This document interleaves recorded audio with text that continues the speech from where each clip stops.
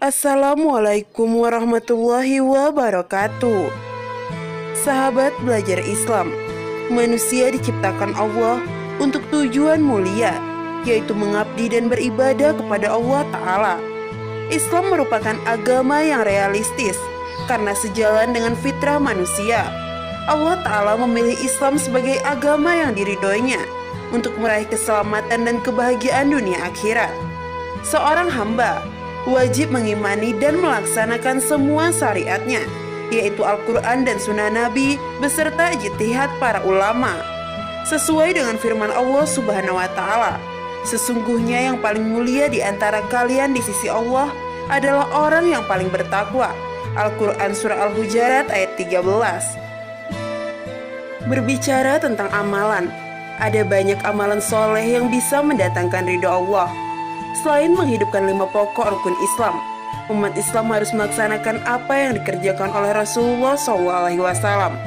Allah berfirman, "Barang siapa mengharapkan perjumpaan dengan Robnya, maka hendaklah ia mengerjakan amal yang soleh, dan janganlah ia mempersekutukan seorang pun dalam beribadah kepada Robnya." Al-Quran Surah Al-Kahfi ayat 110. Lantas, apa saja amalan yang paling dicintai Allah? Tonton video ini sampai habis agar tidak sesat.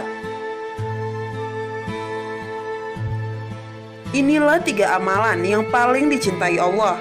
Yang pertama, sholat pada waktunya.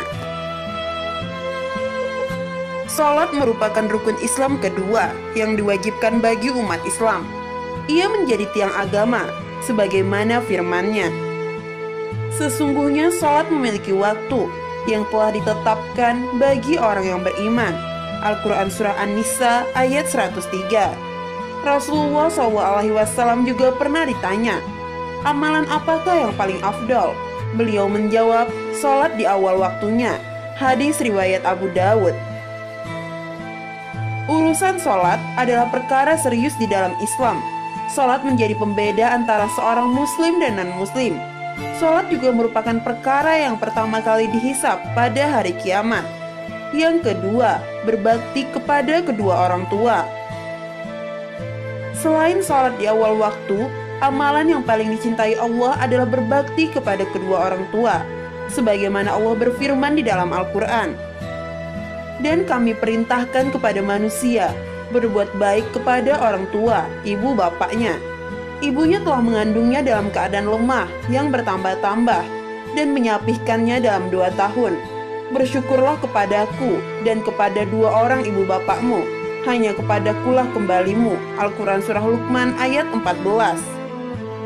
Di ayat lain Allah berfirman, "Sembahlah Allah dan janganlah kamu mempersekutukan dengan sesuatu apapun, dan berbuat baiklah kepada kedua orang tua." Al-Quran Surah An-Nisa ayat 36. Dalam hadis disebutkan, ada seorang laki-laki yang meminta izin kepada Rasulullah SAW untuk pergi berjihad. Beliau bersabda, "Apakah orang tuamu masih hidup?" Lelaki tadi menjawab, "Iya." Nabi bersabda, "Kalau begitu datangilah keduanya dan berjihadlah dengan berbakti kepada mereka." Hadis riwayat Bukhari dan Muslim. Yang ketiga, jihad di jalan Allah. Kedudukan jihad di jalan Allah sangat besar dan keutamaannya diganjar pahala besar. Allah Subhanahu wa Ta'ala berfirman, "Berjuanglah kalian di jalan Allah dengan perjuangan yang sebenar-benarnya. Allah menjanjikan surga bagi mereka yang berjihad." Al-Quran Surah Al-Had ayat 78.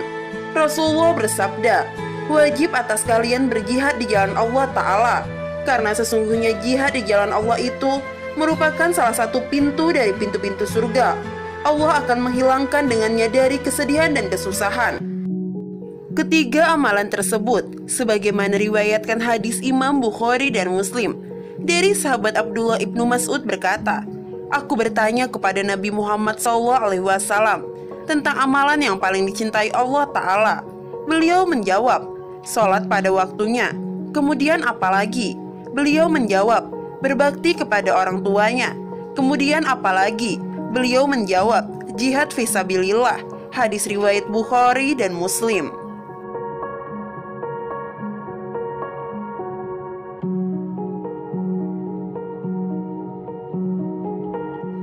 Sahabat belajar Islam yang dirahmati Allah, Allah Maha Pemurah lagi Maha Penyayang.